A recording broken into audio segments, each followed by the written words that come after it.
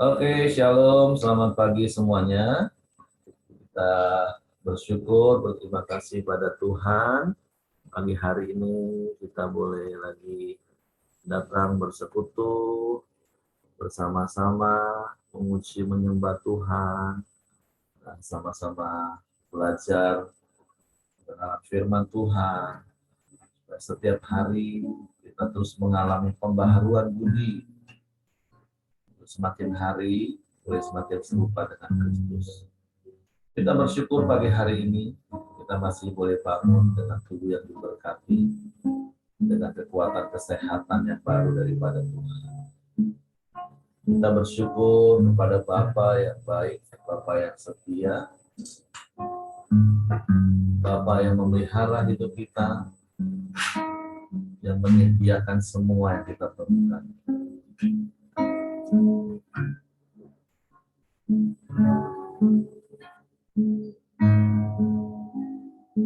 Bapa, kami bersyukur, kami berterima kasih kepadamu pagi hari ini. Sungguh hanya oleh karena anugerah-Mu kami boleh ada, sebagaimana kami ada hari ini. Kami bersyukur karena Engkau baik bagi kami. Engkau sungguh baik bagi kami. Engkau sangat baik bagi kami. Tidak ada Allah yang seperti-Mu. Tidak ada yang lain selain Engkau. Engkau satu-satunya Tuhan. Sebab pagi hari ini kami naikkan syukur kami kepadamu. Kami bawa korban pujian kami, persembahan kami, yang menyukakan dan menyenangkan hati.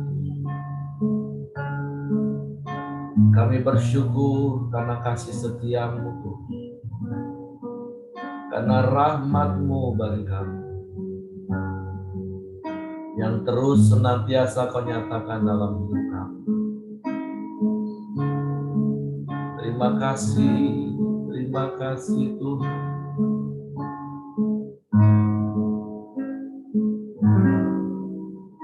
Bapa,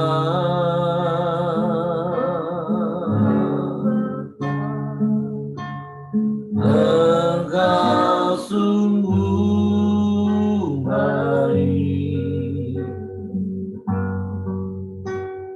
kasih-Mu melimpah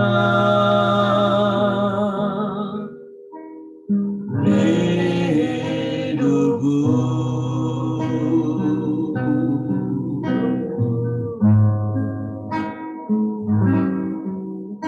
Bapa,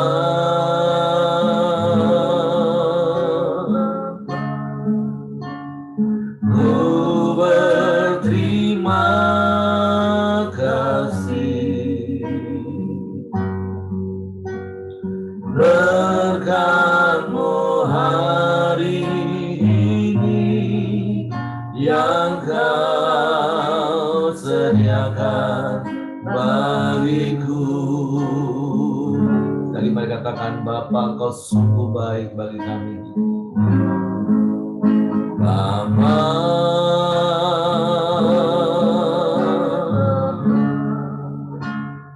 Engkau sungguh baik,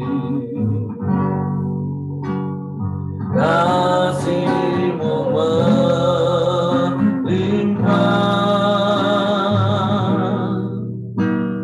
di hidupku.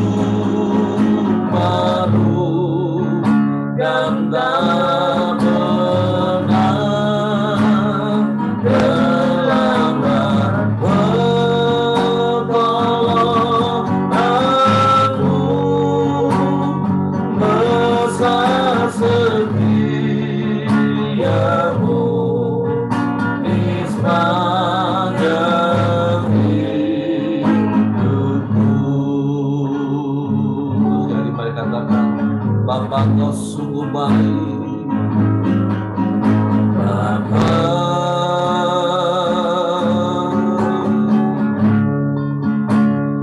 Engkau sungguh baik, kasih-Mu melimpah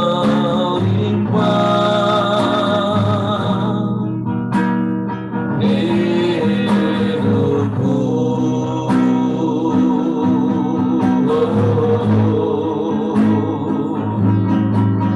Bapa,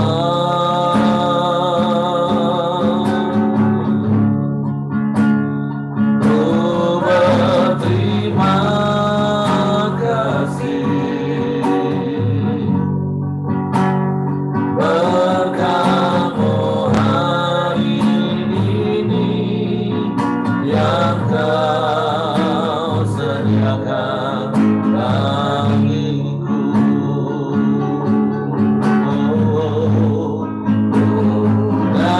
Naikkan syukurku, buat hari yang Kau beri,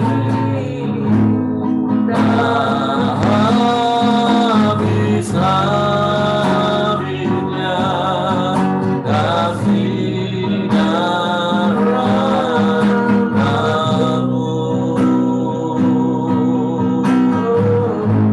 Selalu baru dan tak pernah terlambat pertolongan-Mu, besar setia-Mu di sepanjang hidupku.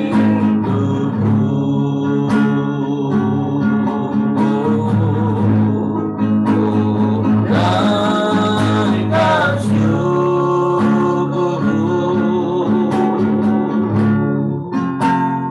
buat hari yang Kau beri, tak habis-habisnya kasih dan rahmat-Mu. Selalu baru dan tak pernah terlambat pertolongan-Mu, besar setia-Mu di sepanjang hidupku. Sekali mari katakan, ku naikkan syukurku, naikkan syukurku, buat hari yang Kau beri, tak habis-habisnya kasih dan rahmat-Mu.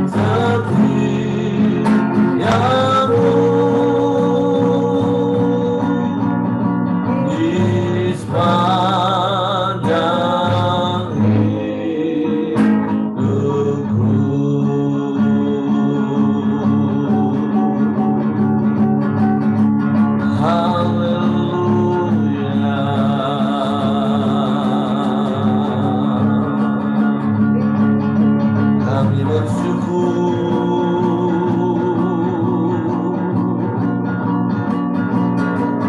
kami bersyukur Tuhan,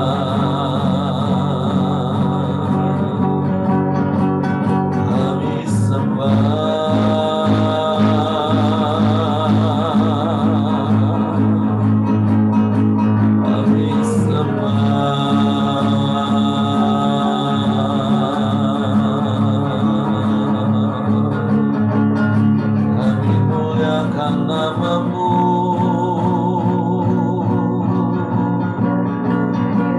kami tinggikan,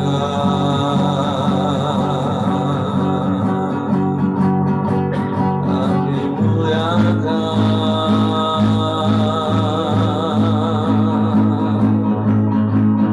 Engkau Yesus Tuhan.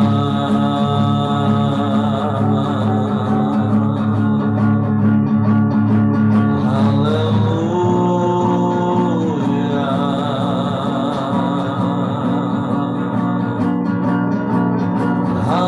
haleluya.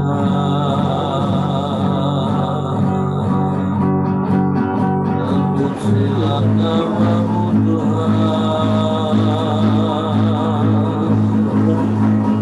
Bapa yang baik,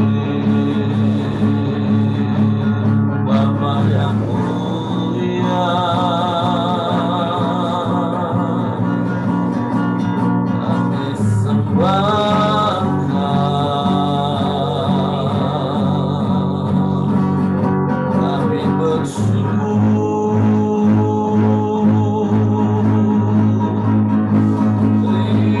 terima kasih, terima kasih, kami sembah Engkau Tuhan, kami muliakan nama-Mu. Haleluya.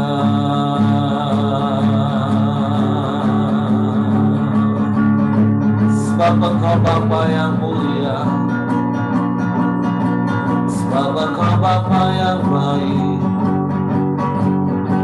Engkau sungguh baik, Kau sangat baik, Kau selalu baik. Tiada yang seperti-Mu Tuhan, tiada yang lain, hanya Engkau. Kami sembah, kami puji, kami tinggikan nama-Mu, Yesus Tuhan.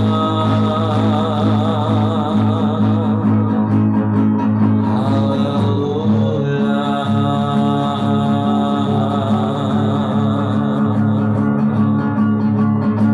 Terpujilah nama-Mu, terpujilah nama-Mu Tuhan, kami muliakan Engkau. Haleluya.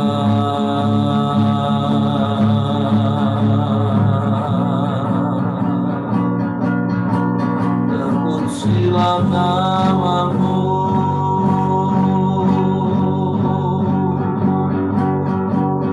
sebab Engkau Bapa yang setia, sebab Engkau Bapa yang mulia, Engkau yang tidak akan pernah meninggalkan kami, Engkau yang tidak akan pernah membiarkan kami. Apapun yang kami alami dalam hidup ini, Engkau ada bersama dengan kami. dan Kau jadikan semua indah pada waktu-Mu Tuhan. Sebab itu biarlah kami terus bersyukur kepada-Mu dalam segala keadaan kami. Haleluya.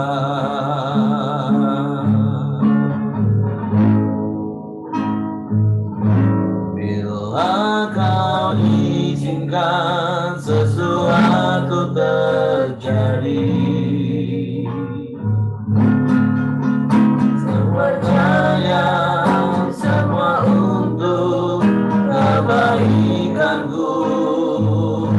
Bila nanti telah tiba waktumu, ku percaya kuasa-Mu memulihkan hidupku. Sekali mari katakan, bila Kau izinkan sesuatu terjadi, ku percaya semua untuk kebaikanku. Bila nanti telah tiba waktumu, ku percaya kuasa-Mu memulihkan hidupku. Waktu Tuhan pasti yang terbaik, walau kadang tak mudah dimengerti. Lewati cobaan, ku tetap percaya waktu Tuhan pasti yang terbaik. Sebab itu bila Kau izinkan semua terjadi Tuhan, bila Kau izinkan sesuatu terjadi, ku percaya semua untuk kebaikanku. Bila nanti telah tiba waktumu, ku percaya kuasa-Mu memulihkan hidupku. Waktu Tuhan pasti yang terbaik, walau kadang tak mudah dimengerti. Lewati cobaan, ku tetap percaya waktu Tuhan pasti yang terbaik. Waktu Tuhan pasti yang terbaik, walau kadang tak mudah dimengerti. Lewati cobaan, ku tetap percaya waktu Tuhan pasti yang terbaik. Sekali berkatakan, waktu Tuhan pasti yang terbaik, walau kadang tak mudah dimengerti. Lewati cobaan, ku tetap percaya waktu Tuhan pasti yang terbaik. Ini yang kami percaya, bahwa Engkau tidak pernah meninggalkan kami, Engkau tidak pernah membiarkan kami. Amin. Tapi Engkau turut bekerja dalam segala sesuatu yang kami alami untuk mendatangkan kebaikan bagi kami. Kami percaya Engkau jadikan segala sesuatu itu indah pada waktunya. Amin. Sekalipun seringkali kami sulit untuk memahami pekerjaan-Mu dari awal sampai akhir. Tapi kami mau terus belajar percaya dan mempercayakan hidup kami sepenuhnya ke dalam tangan-Mu. Sehingga kami boleh tetap tinggal tenang di dalam segala keadaan yang kami alami. Amin. Karena kami tetap percaya Engkau berdaulat penuh atas hidup kami. Amin. Bahkan Engkau berdaulat penuh atas segala yang terjadi dalam hidup kami. Amin. Sebab Engkau Allah yang maha kuasa. Engkau Allah yang mengatur segala masa. Bahkan alam semesta ini pun semua ada di dalam kendali-Mu Tuhan. Sebab itu betapa dahsyatnya Engkau Tuhan. Amin. Maka kami percaya terlalu mudah bagi-Mu untuk menolong kami, untuk memberikan jalan keluar bagi kami. Tapi satu hal yang kami percaya, seringkali Kau izinkan permasalahan datang dalam hidup kami, karena Kau ingin membereskan hati kami. Amin. Sebab itu Tuhan, biarlah kami memiliki sikap hati yang benar, respon yang benar, terus belajar bersyukur dalam segala keadaan kami. Amin. Karena kami percaya ketika kami dapat bersyukur dalam segala keadaan, kami akan dapat melihat semua keadaan dengan baik. Dan itu akan terus membuat kami kuat dan teguh di dalam Engkau. Sebab itu Tuhan, biarlah kami terus mengenal Engkau secara pribadi melalui kebenaran firman-Mu. Sebab itu pagi hari ini kami mau siapkan lagi hati kami untuk dipenuhi dengan kebenaran firman-Mu. Roh Kudus, tolong kami untuk mengerti firman-Mu. Tolong kami untuk memahami firman-Mu. Sehingga kami percaya firman-Mu. Dan kami otomatis melakukan firman-Mu. Menjadi gaya hidup hari-hari kami. Kami sambut firman-Mu di dalam nama Yesus Tuhan kami. Haleluya, haleluya, haleluya. Amin. Amin. Oke, silakan Pak Ramli. Ya, puji Tuhan, salam, selamat pagi, Halo, selamat pagi. Bapak Ibu sekalian.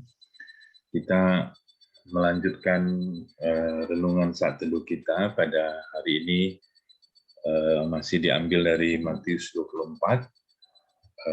Hari ini satu perikop ayat 45 sampai ayat yang ke-51 yang bercerita tentang dua tipe hamba, hamba yang setia dan hamba yang jahat.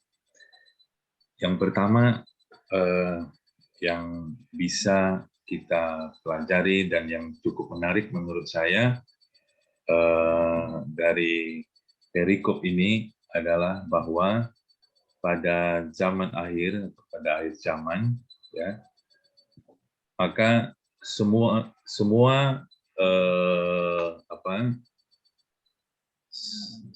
kita sama di hadapan Tuhan. Semua manusia sama di hadapan Tuhan, yaitu hamba. Jadi di hadapan Tuhan kita semuanya adalah hamba.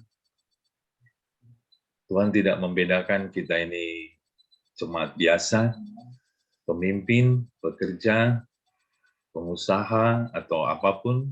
Ya. Tapi di hadapan Tuhan semua kita sama, yaitu adalah hamba. Nah, pertanyaannya adalah kan, yang mana kita? Tipe yang mana? Apakah kita hamba yang setia atau hamba yang jahat? Itulah hari ini yang akan kita diskusikan bersama-sama. Kita akan lihat dulu, yaitu hamba yang setia dan hamba yang setia dan yang bijaksana. Ayat 45 mengatakan seperti ini, siapakah hamba yang setia dan bijaksana yang diangkat oleh tuannya atas orang-orangnya untuk memberikan mereka makanan pada waktunya. Berbahagialah hamba yang didapati tuannya melakukan tugasnya itu ketika tuannya itu datang. Aku berkata kepadamu, sesungguhnya tuannya itu akan mengangkat dia menjadi pengawas segala miliknya. Dari ayat ini kita melihat beberapa kriteria daripada hamba yang baik itu adalah yang pertama, dia tentu diangkat oleh tuannya, ya, diberi tanggung jawab, diberi tugas untuk memberi makan, ya, memberi makan orang-orang lain. Jadi diangkat oleh tuannya, diberi tugas untuk memberi makan. Kemudian nanti kita lihat hamba yang baik ini selalu, ini yang cukup penting, yang selama ini kita pelajari, selalu berpikir bahwa tuannya pasti datang, atau dia selalu merindukan tuannya pasti datang. Saya kira ini kata kuncinya, ya, sehingga nanti kita bandingkan dengan hamba yang jahat, dia selalu berpikir tuannya pasti datang, sehingga dengan demikian, dengan pola pikir yang seperti itu, dia melakukan tugasnya dengan baik. Amin. Dia melakukan tanggung jawabnya dengan baik. Sehingga pada akhirnya ketika tuannya datang, dia ditemukan telah melakukan tugasnya dengan baik, dan akhirnya dia diangkat, ya, sebagai pengawas, diberi reward, diberi penghargaan oleh tuannya. Itu nanti yang kita akan bahas bersama-sama, ya. Sementara hamba yang jahat, ayat 48, akan tetapi apabila hamba itu jahat dan berkata di dalam hatinya, Tuanku tidak datang-datang, lalu ia mulai memukul hamba-hamba lain dan makan minum bersama-sama pemabuk-pemabuk. Maka Tuan hamba itu akan datang pada hari yang tidak disangkakannya dan pada saat yang tidak diketahuinya, dan akan membunuh dia dan membuat dia senasib dengan orang-orang munafik. Di sanalah akan terdapat ratapan dan keretakan gigi. Jadi ciri daripada hamba yang jahat ini adalah, nanti kita bisa diskusikan, ya, ada yang setuju, mungkin ada yang enggak, ya. Yang pertama, sama seperti hamba yang baik tadi, dia juga diangkat sebenarnya, ya. Dia diangkat oleh tuannya, diberi status sebagai hamba. Namun bedanya tentu dia tidak melakukan tugasnya dengan baik. Dan ini dia, ya, dia berpikir tuannya tidak datang-datang. Sehingga dengan berpikiran seperti itu, dia mulai memukul hamba-hamba lain. Nah, ini luar biasa, ya. Dia hamba, tapi dia memukul hamba-hamba yang lain. Ya, dia makan minum, ya, dengan para pemabuk, ya, dan akhirnya akibatnya, konsekuensinya dia dibunuh, ya, dan diberi hukuman, ya. Nah, dari sini kita belajar apa yang bisa kita pelajari dari perikop ini adalah kita mau belajar seperti apa sih sebenarnya, ya. Kita tentu ingin menjadi hamba yang setia, hamba yang bijaksana. Nah, apa cirinya? Apa namanya?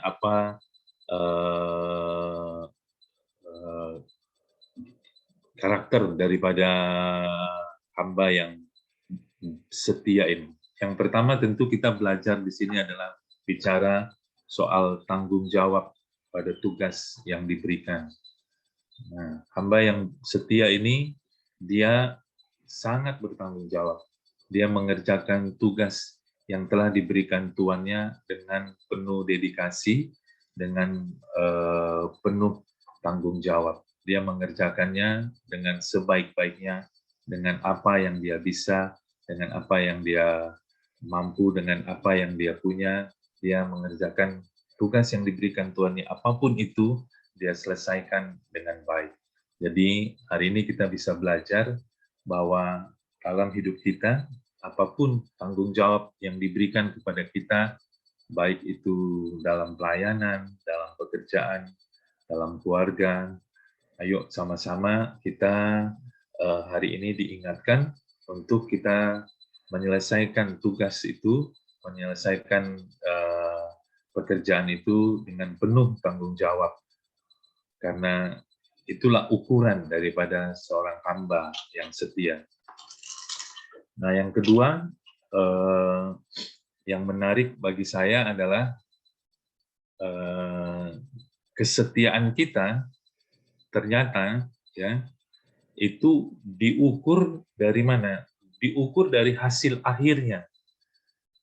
Jadi bukan dari awalnya. Jadi kesetiaan kita itu diukur dari hasil akhirnya.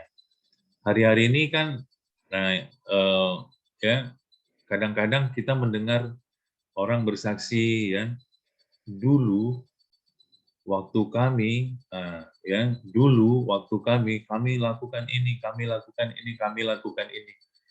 Nah, pertanyaannya bukan soal dulu, ya, tapi bagaimana dengan sekarang? Apa yang kita lakukan? Apa yang sedang kita kerjakan? Jadi kesetiaan itu tidak diukur dari awalnya, tapi justru kesetiaan diukur dari hasil akhirnya.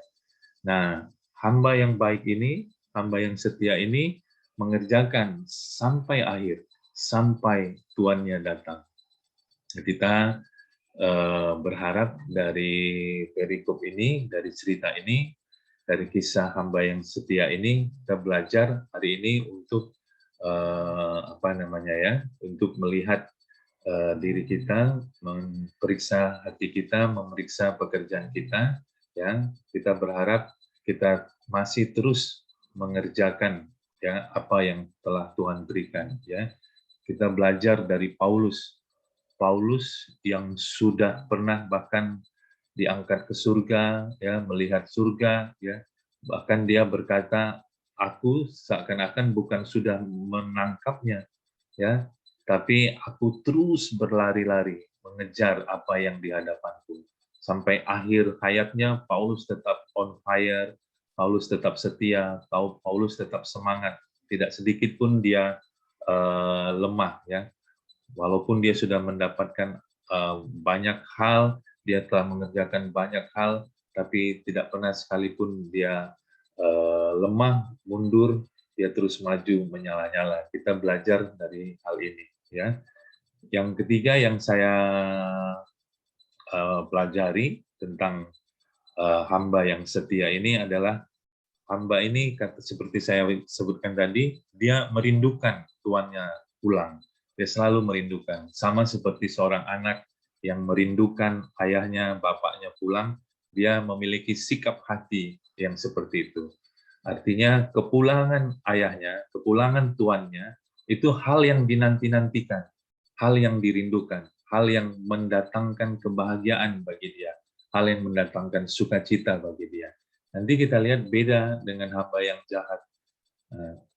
Jadi tiga hal itu yang saya dapat, bahwa ukuran daripada kesetiaan kita, yang pertama diukur dari tanggung jawab yang kita buat, tanggung jawab yang kita kerjakan terhadap tugas yang telah diberikan. Kemudian kita setia sampai akhir, karena ukurannya adalah hasil akhirnya, bukan apa gegap gempita di awal, tapi hasil akhirnya dan kerinduan untuk tuannya selalu datang dan pasti akan datang. Sementara hamba yang jahat adalah orang-orang yang hari ini kita belajar dia tidak sadar atau tidak tahu bahwa tuannya akan kembali. Ya, dia tidak sadar dan tidak tahu tuannya akan kembali. Dia merasa nggak datangnya itu gitu ya. Nah, sehingga apa yang terjadi? Ya, inilah yang menurut saya kenapa dia disebut jahat. Dia akhirnya menjadi penguasa. Dia mengambil alih kekuasaan. Dia menganggap dirinya setara dengan tuannya. Sehingga dia memukuli hamba-hamba yang lain. Padahal dia kan hamba juga, sederajat. Tapi dia memukuli seakan-akan dia adalah Tuhan. Nah, saya terkejut juga dengan pengertian ini. Iya ya, kenapa dia disebut jahat? Karena menurut saya inilah yang membuat dia disebut jahat, karena dia mencoba menyamakan diri dengan tuannya, mengambil alih kekuasaan, ya, dengan sikap hati seperti itu. Padahal dia sendiri adalah hamba. Nah, ini kan bicara soal apa? Bicara soal ego, ya, ego kita. Hati-hati dengan ego kita, ya, karena kita sudah belajar bahwa yang harusnya memerintah di dalam hidup kita adalah Tuhan itu sendiri, ya, Roh Kudus itu sendiri. Tapi kalau kita nggak belajar terus mematikan ego kita dalam hidup kita, nah, kita bisa menjadi penguasa bagi diri kita bisa menjadi tuan bagi diri kita, sehingga kita dapat dikategorikan sebagai hamba yang jahat. Jadi kan ini sangat ekstrim, hamba setia dan hamba yang jahat. Tidak dibilang hamba yang setia dan hamba yang tidak setia, atau hamba yang setia dengan hamba yang malas, tapi hamba yang setia dengan hamba yang jahat. Ekstrim sekali perbandingannya. Ternyata menurut saya inilah dia gitu. Karena apa? Dia bukan sekedar malas, tapi dia jahat karena dia ingin mencoba menjadi tuan.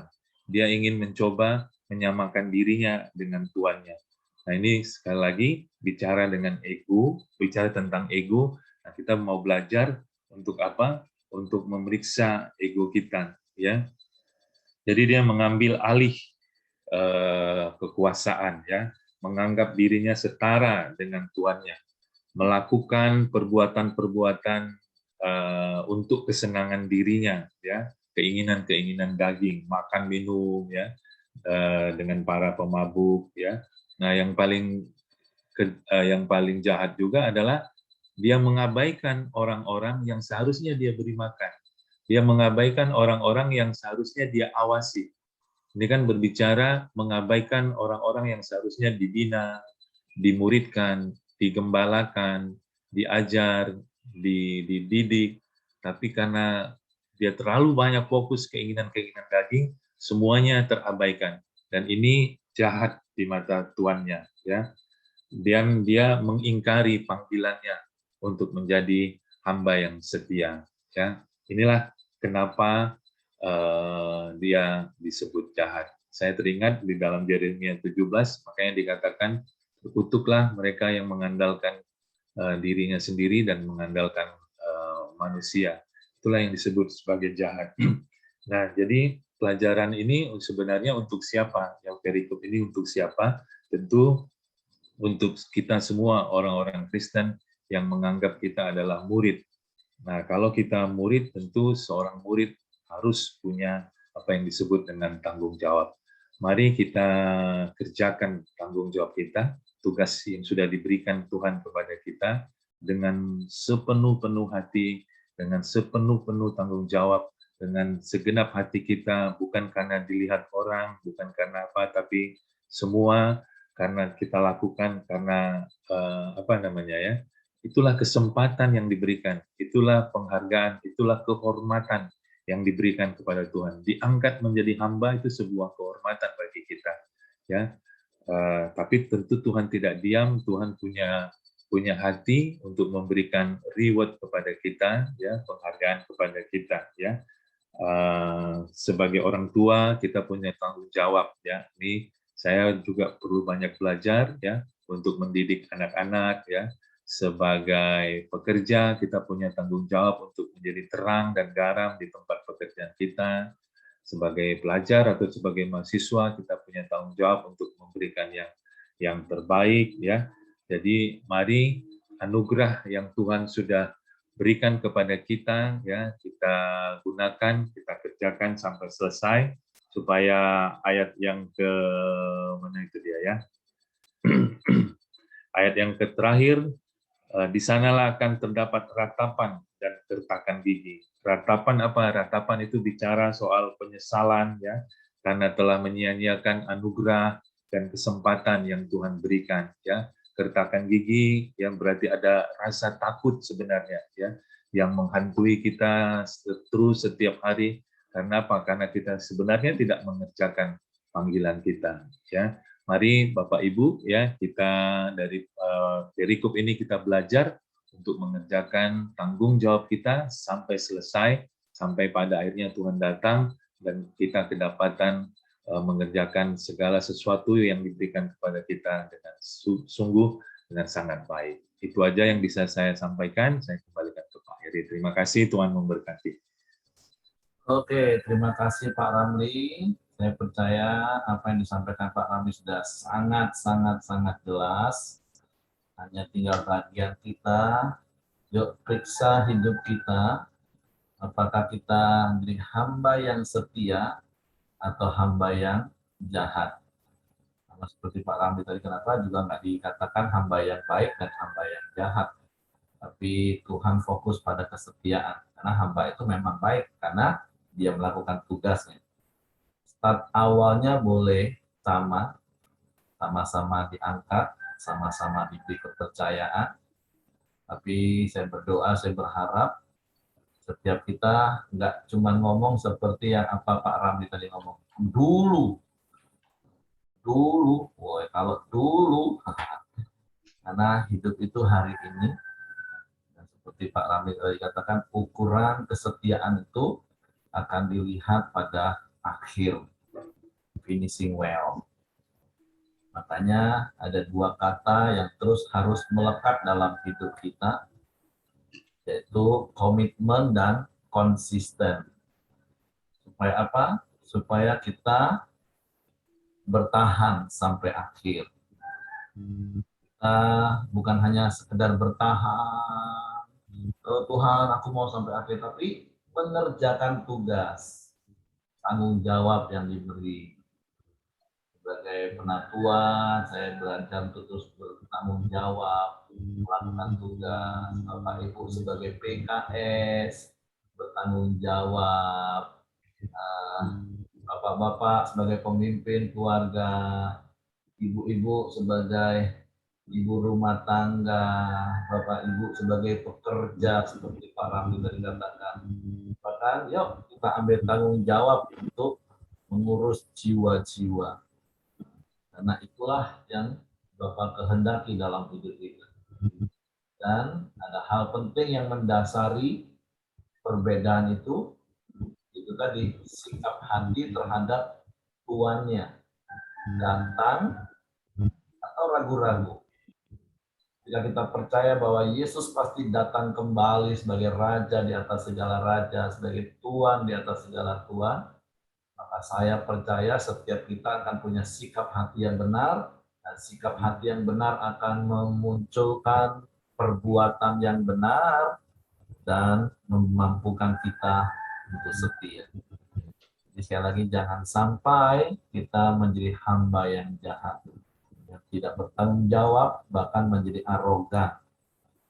Dan ketika kalau kita baca kisah ini, dan secara pribadi saya pikir-pikir, yang mempunyai kans lebih besar untuk jadi hamba yang jahat itu, jangan-jangan kami, orang-orang yang mempunyai jabatan sebagai pemimpin.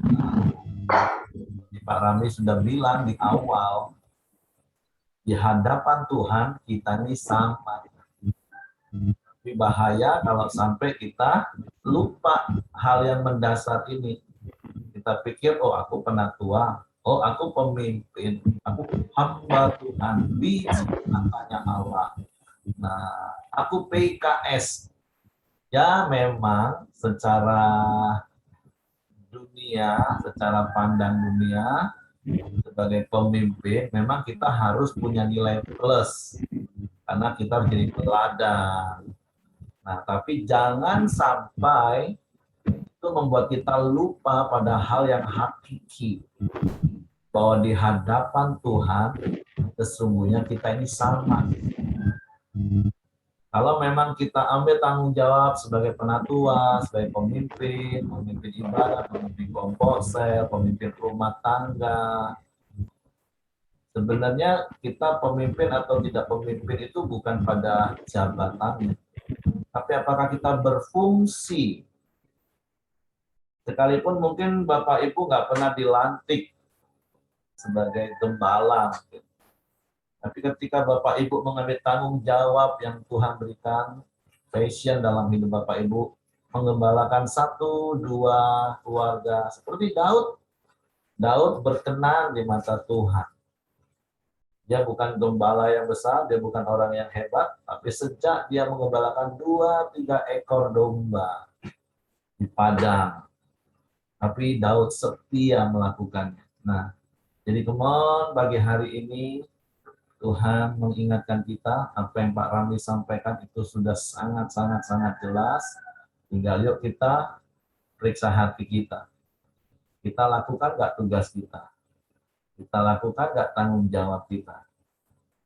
Ketika kita disuruh memberi makan kepada orang, ini bukan hanya sekedar bicara soal khotbah, Bapak Ibu tentunya, tapi bagaimana kita merawat, memimpin, menuntun, seperti Paulus katakan, tiap-tiap orang. Makanya kita nggak mungkin bisa memikul tanggung jawab yang besar. Ya, kita bersyukur ada teman-teman di sekeliling kita yang membantu kita.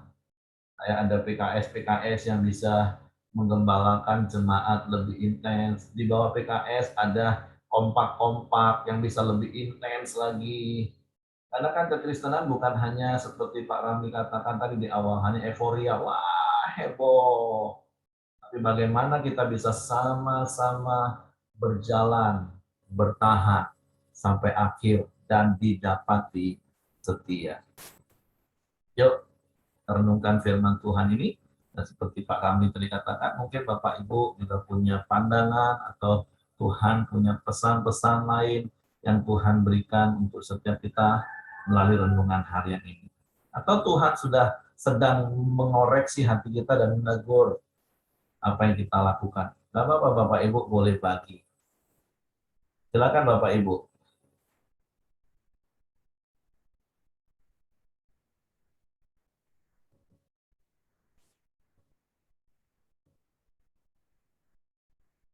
Oke, sedang merenung. Jangan-jangan aku ini hamba yang baik atau hamba yang jahat. Gak usah takut, karena memang kalau sampai sudah di ujung nanti, nah baru nyesel nanti. Ada ratapan penyesalan, kata Pak Ramli. Ada kertak gigi ketakutan, karena ternyata kita nggak melakukan tugas kita. Tapi selama masih ada waktu, ada kesempatan, yuk kalau memang kita sudah tidak melakukan, lakukanlah lagi apa yang semula engkau lakukan. Oke, Ibu Mirianti mungkin mau tambahkan. Saya dapatnya ini ya hari ini. Hamba yang baik itu memberi makanan kepada orang yang dipercayakan itu tepat pada waktunya ya. Memberi makanan pada waktunya, dan kemudian hamba yang baik itu diangkat menjadi pengawas. Ya, ya itu yang saya dapat hari ini.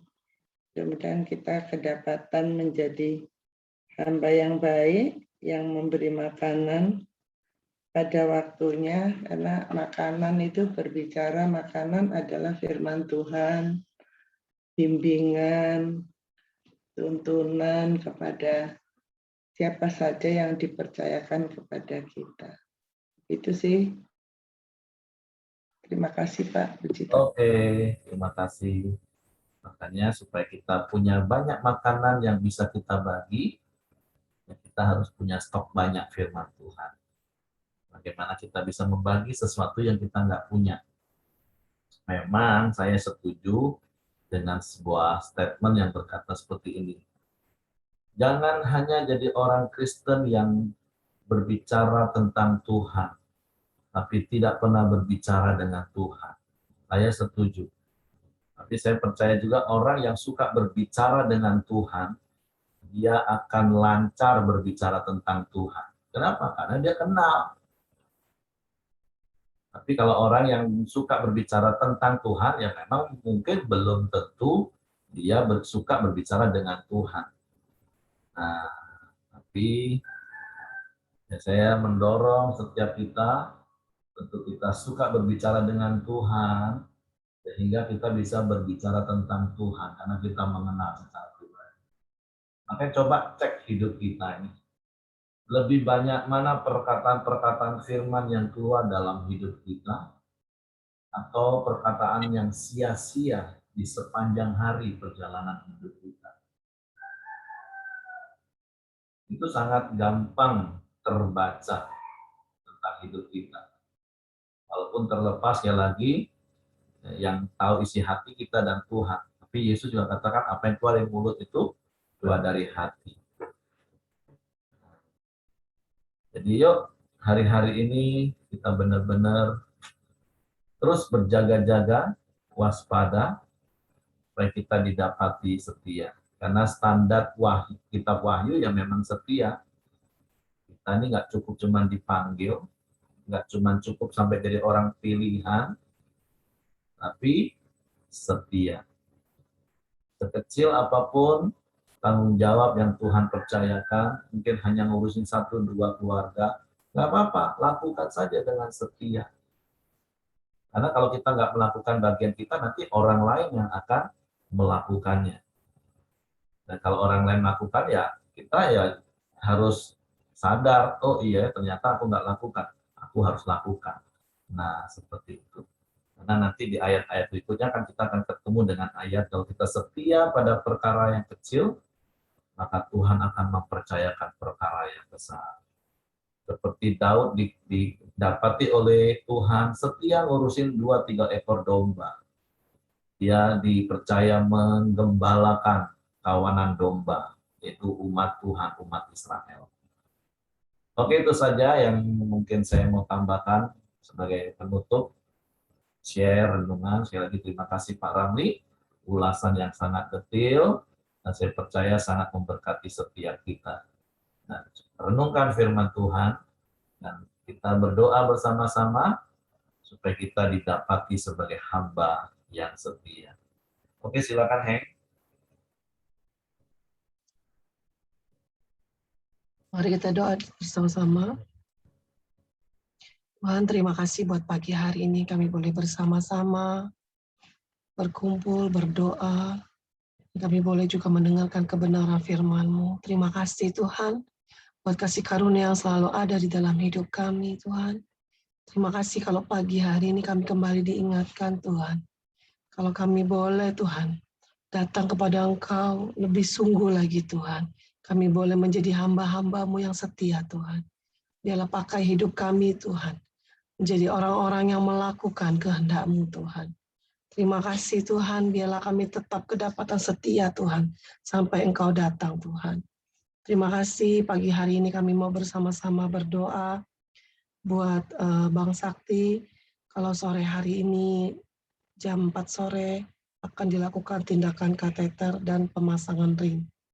Tuhan kiranya memakai setiap para dokter-dokter, para medis yang melakukan tindakan operasi. Kiranya Allah memakai para dokter ini untuk membantu pemasangan kateter dan pemasangan ring. Kiranya kesembuhan yang daripada Allah turun atas Bang Sakti.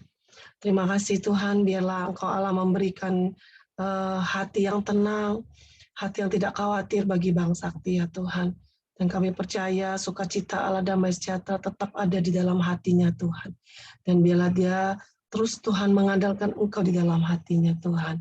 Terima kasih Tuhan, biarlah kami juga berdoa supaya tidak cuci darah karena gagal ginjal Tuhan. Biarlah kami menyerahkan Bang Sakti ke dalam tangan Tuhan. Kami juga berdoa buat Lala, anak Ibu Yani Tuhan. Kami bersyukur, kami percaya Engkau Allah yang selalu mengasihi anak-Mu ini Tuhan. Kami bersyukur Engkau menjamah jantungnya ya Tuhan.